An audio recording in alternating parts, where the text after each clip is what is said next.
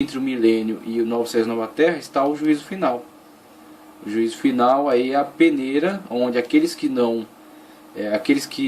demonstrarem não estarem prontos para o novo céu e a nova terra ficarão na condenação do juízo final. Só aqueles que estiverem plenamente prontos vão adentrar a glória eterna do novo céu e nova terra. Então assim é que Irineu lia toda essa situação. E a gente passa para o próximo quadro já, falando sobre os grandes exponenciais que defenderam aí o pré-milenismo, que aí a gente já começa a falar um pouco acerca das suas obras. A gente vai fazer algumas leituras aqui. Acho que eu vou até tomar a liberdade de passar um quadro adiante e voltar aqui depois, porque a gente vai fazer algumas leituras agora. A gente vai ler algum trecho de Irineu, tá certo? Um trecho de Irineu, da obra Contra Heresias de Irineu.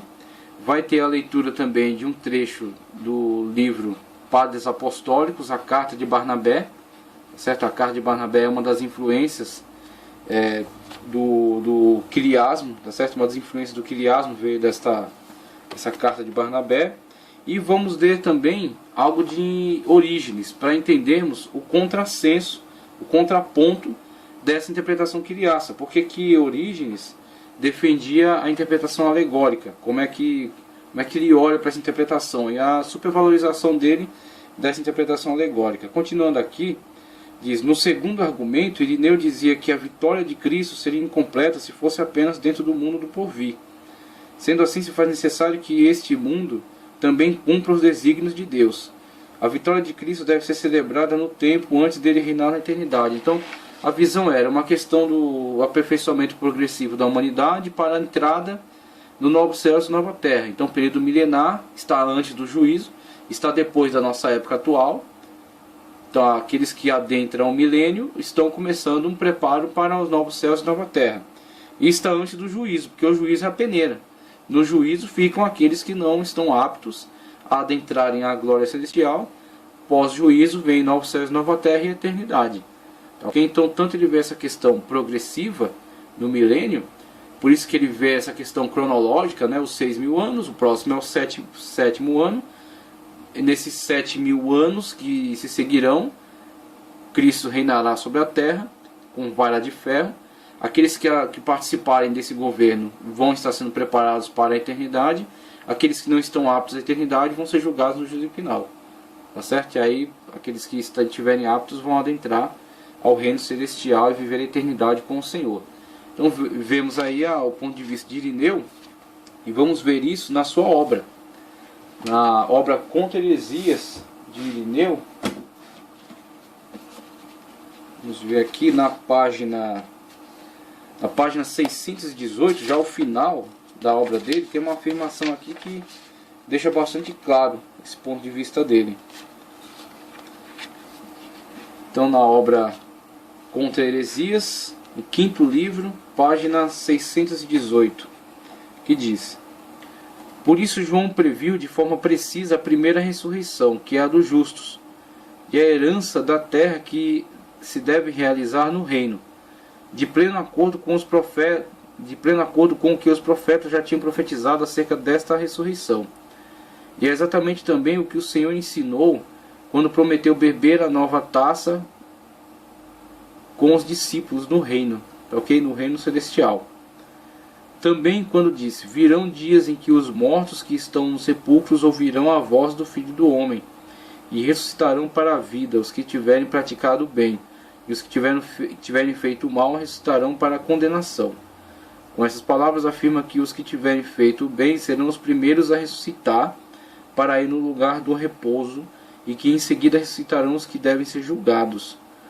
É o que já está escrito no Gênesis, segundo o qual a consumação deste mundo realizar-se-á no sexto dia, isto é, no sexto milênio. Veja aí a doutrina, a interpretação cronológica que ele faz do tempo, contando desde da época da criação do mundo até a iminência aí do milênio, 6.000 anos, o que ele entende que já está próximo da época deles, tá certo? Quando passarmos o ano 6.000 para entrar no 7.000, será também a entrada no reino milenial. O reino milenial regido por Cristo ao longo de 1000 anos, durante o ano 7000. Ok? Essa visão de Irineu. Vamos ver aqui no Gênesis, segundo o qual a consumação deste mundo realizar-se-á no sexto dia, isto é, no sexto milênio. Haverá depois o sétimo dia, o dia do repouso, acerca do qual Davi diz: este é o lugar do meu repouso, e os justos entrarão aí. Este sétimo dia é o sétimo milênio. E do reino dos justos, em que os justos se prepararão para a incorruptibilidade, após o que será renovada a criação por meio daqueles aos quais foi reservada esta tarefa. E o apóstolo afirmou que a futura criação seria liberta da escravidão e da corrupção para tomar parte na liberdade gloriosa dos filhos de Deus. Em tudo isto é indicado um só e idêntico Pai, aquele que modelou o homem, aquele que prometeu aos pais a herança da terra, aquele que a concederá na ressurreição dos justos e cumprirá suas promessas no reino de seu Filho, aquele, enfim, que na sua bondade dará o que o olho não viu, nem o ouvido ouviu, nem passou pela cabeça de nenhum homem. Com efeito, único é o Filho que cumpriu a vontade do Pai. Único é o gênero humano em que se cumprem os mistérios de Deus, que os anjos desejam ver, porque não conseguem perscrutar a sabedoria de Deus, pela qual a sua criatura conformada e incorporada ao Filho é levada à perfeição, de forma que, enquanto o primogênito, isto é, o Verbo desce na criatura e a assume, por sua vez a criatura se aposta do Verbo e sobe até Deus, ultrapassando os anjos, tornando-se a imagem e a semelhança de Deus. Então vejamos aí as afirmativas de Irineu com relação à transformação, a transformação daqueles que são salvos, pelo o Verbo de Deus que desceu até nós, nos possibilitando então um relacionamento com Deus. E principalmente aquilo que Irineu afirma com relação à sua interpretação cronológica do tempo, no sentido de a mesma lógica dos 6 dias de criação e o 7º de descanso ser estabelecida com relação à época da história humana, com o passar de 6.000 anos de história e a passagem do ano 6.000 para o 7.000 ser também a passagem do tempo da história humana para o reino milenar de Cristo. O reino milenar de Cristo instaurado na terra, Cristo reinando durante 1000 anos. Durante esses 1000 anos, aqueles que fizeram bem ressuscitando para viver junto com ele nesse gozo eterno. Desenvolvendo essa visão também temos aqueles que durante esse tempo estão se preparando para a eternidade, tá certo? E ao final desse período de 1000 anos, juízo, quando então aqueles que não ressuscitaram para o milênio serão ressuscitados para julgamento, e se não fizeram bem, conforme ele diz, são ressuscitados para juízo, e por certo, por ser um tempo de preparação, alguém que não esteja preparado, que não tenha sido preparado devidamente durante o milênio, tá certo? Que não estiver apto, também sofrerá o dano do juízo final e não adentrará ao período do novo céu e da nova terra. Então essa é a forma de Irineu ver a hipótese que ele levantou com relação ao estabelecimento do reino milenial. O que é importante? O importante, por exemplo, é essa preocupação em demonstrar biblicamente que as palavras do Senhor irão se cumprir. O comprometimento com o cumprimento das profecias, o comprometimento com o cumprimento das palavras de Deus. Então as palavras de Deus vão se cumprir. Nós não temos a dimensão total do seu cumprimento. Essa é a questão. Aí onde mora o grande problema. Nós não temos a dimensão total do seu cumprimento. Como ela se cumprirá exatamente? Por não termos a dimensão total do seu cumprimento, como ela se cumprirá exatamente? As hipóteses. Agora essas hipóteses, elas não são doutrina. Elas não podem se colocar como um aspecto doutrinário. Será assim, pronto e acabou. A hipótese não foi revelada. Revelada foi a Escritura. Então o Apocalipse é revelado. Ele está ali. Como nós nos comportamos diante dessa revelação. E aí temos essas alas de interpretação. As hipóteses de interpretação. A hipótese pode até falhar, mas a Escritura não. A hipótese falhou, acabou. Tem que esquecer essa hipótese. Não funciona. Mas uma coisa fica, ele tinha um comprometimento com a Escritura. Ele estava buscando a melhor hipótese de interpretação. Então esse comprometimento dele com a Escritura, isso é o mesmo que devemos ter. O mesmo comprometimento com a Escritura. E com as devidas ressalvas, né? E com as devidas, com o devido respeito, não ultrapassando os limites. Por isso que eu fiz questão de ler aquele trecho do livro de João Calvino, das instituições da religião cristã, que eu achei de muito bom senso. Saber que tem verdades sublimes reveladas que são importantes para nós, saber ter a plena consciência que nós não estamos, nossa mente não está ainda plenamente capacitada ao seu alcance, tá certo? E manter o devido respeito, limite com relação às hipóteses de interpretação. Então a hipótese, ela tem que contribuir. Se ela se aventurar e começar a sair do escopo, sair de dentro dos limites da Sagrada Escritura, ela começa a tornar extremamente arriscada. E aí, quando sai dos limites da Escritura Sagrada, adentra ao território das heresias.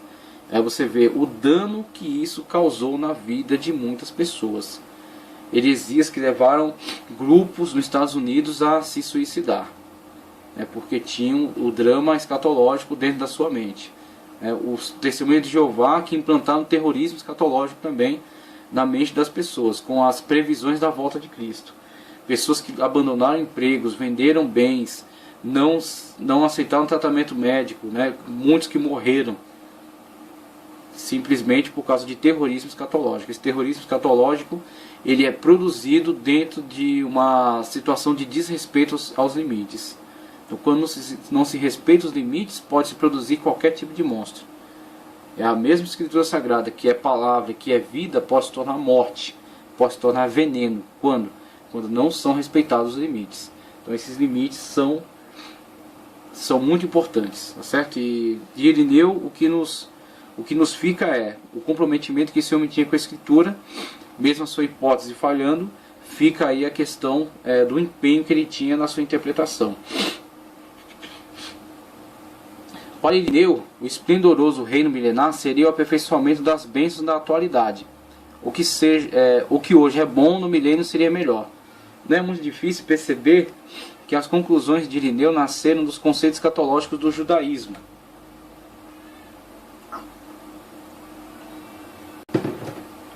Então o ambiente ainda estava bem permeado de conceitos judaicos. Só que aí queremos sempre estabelecer essa diferença entre esses conceitos judaicos e aquela tentativa de judaização que é combatida por Paulo em Gálatas. Não é a questão dos hábitos mosaicos, mas é uma questão de uma supervalorização do drama, da salvação para os judeus, e a questão do relacionamento disso com a igreja. Então a igreja via muito a questão de Cristo voltando a Israel, estabelecendo Israel como uma nação, a sua nação eleita e como uma nação dominante, e a igreja se beneficiando desse estabelecimento de Israel novamente como uma nação eleita, agora aceitando o Messias como Salvador, como Jesus mesmo disse, que todos os olhos verão aquele a quem crucificaram, e diante disso a aceitação nacional, e diante dessa aceitação nacional o estabelecimento, e com o estabelecimento a igreja sendo inserida dentro desse período de reino de Cristo, tá certo? Então havia essa interação com a história judaica. Para ele a terra seria completamente renovada e a cidade de Jerusalém totalmente reedificada, transformando-se numa cidade esplendorosa. A humanidade seria aperfeiçoada, portanto se tornaria justa e feliz. Nesse estado de glória, a tristeza daria lugar à felicidade, o trabalho penoso cederia lugar a descanso, a lua passaria a brilhar como atualmente brilha o sol, e o atual brilho do sol aumentaria 7 vezes. A fertilidade da terra aumentaria consideravelmente, e esta passaria a produzir abundantemente. Além de tudo isso, haveria perpetuamente uma mesa posta com todos os alimentos deliciosos. Ninguém mais teria fome nem falta de nada. Então, é essa construção dessa visão que foi rejeitada pelos abilinistas, porque começou a tornar-se absurda. Não começa com algo que é um ideal muito bonito, um ideal louvável, algo que contrasta com a situação de época, situação de miséria, de pobreza, situação de perseguição, Só que esse quadro, em algum momento, vai ser tão exagerado, com cores tão aberrantes, tão fortes, que vai se tornar algo ridículo, algo que vai ridicularizar o texto bíblico, e por isso tem que ser mesmo combatido. E aí, dando sequência, naquela época houve quem chegou a dizer que o tempo da humanidade na Terra duraria somente 6.000 anos, cujos anos corresponderiam aos 6 dias da criação, para cada dia haveria um ano. Vamos ver aqui também nesse livro, tá, no livro Padres Apostólicos, a chamada aqui a Carta de Barnabé, que é um dentre os textos que há nesse livro aqui. Vamos ver outro autor, aliás um autor anônimo, né? Não é possível comprovar quem escreveu essa carta, é atribuída a Barnabé, mas não é possível comprovar. E vamos ver que essa crença ela se universalizou entre a cristandade primitiva. Ela se universalizou entre a cristandade primitiva, a tal ponto que era certo, muitos afirmavam isso. Muitos afirmavam sem medo de errar, que este era o conceito cronológico da história. O que acontece é, a partir dessas hipóteses, essas possibilidades, isso vai sendo universalizado, vai se tornando tão certo que não há nem alguém que questione com muita seriedade. Então, com certeza haviam questionadores, mas ela se universalizou, se tornou algo muito certo para muitas comunidades cristãs. Era dito como uma verdade universal. Como você vê, tanto Irineu quanto o autor aqui da Carta de Barnabé, que é mais antigo do que ele, eles defendem esse conceito foi sendo propagado. Então o tipo de quiliasmo praticado por eles era esse quiliasmo. Tá certo? O tipo de pré-milenismo praticado por essas comunidades primitivas era esse pré-milenismo. Esse pré-milenismo no sentido de aguardar o ano 7000, o ano sabático. Hoje é óbvio que não. É claro que não. Então o pré-milenismo de hoje ele está fundamentado num outro conceito. Nós respeitamos esses autores da antiguidade, nós compreendemos onde estava a sua falha, né, onde estava a sua hipótese que foi destruída, mas nós também honramos o bom trabalho que fizeram, tá certo? E nós continuamos onde? Não nessas hipóteses que falharam, nós continuamos na questão daquilo que pode ser sustentado biblicamente, a questão do reino de Cristo na Terra. Irineu, uma das motivações de Irineu defender o reino de Cristo na Terra é que seria, segundo o ponto de vista dele, seria incompleto Cristo reinar apenas no céu. Como, por exemplo, os amilenistas entendem que o reino de Cristo, a glória, o reino milenial é no céu, é na glória. Aqueles que estão reinando com Cristo na glória. Os pós-milenistas estavam tentando implantar isso aqui na Terra, mas através do crescimento da igreja. Agora, Irineu via, se Cristo vai reinar, com certeza, Cristo já reina na glória. Cristo vai reinar o novo céu e a nova terra, né, o mundo transformado. Mas, na verdade, é justo nós vemos o Cristo de reino também aqui. O reino de Cristo também aqui. Sendo estabelecido entre os homens. Tá certo? O seu domínio entre os homens, as nações. As nações sendo regidas com vara de ferro, debaixo da sua autoridade. E é uma visão que eu partilho. De fato, Cristo vai reinar também na terra, no sistema humano. Vai implantar o seu sistema e vai reinar sobre eles. Vai mostrar qual é a perfeição. Como Cristo veio à terra, encarnou num corpo humano, mas sem pecado, e nos mostrou o que é viver como um servo de Deus. Cristo veio à terra, na nossa condição humana, mas sem pecado. Desculpe. E nos mostrou o que é servir a Deus. Nós temos um padrão. Nós temos um parâmetro, né? Um paradigma para servir a Deus. É Cristo, o homem perfeito, o servo de Deus. Então eu não tenho que me espelhar em líderes. Eu não tenho que me espelhar em grandes nomes do mundo evangélico, gospel, reformado ou qualquer outra coisa que seja. Eu tenho que ter eles como meus irmãos em Cristo e algum exemplo de vida. Sim, deu um exemplo de inteligência, um exemplo de referencial de vida, de caridade, de respeito, né?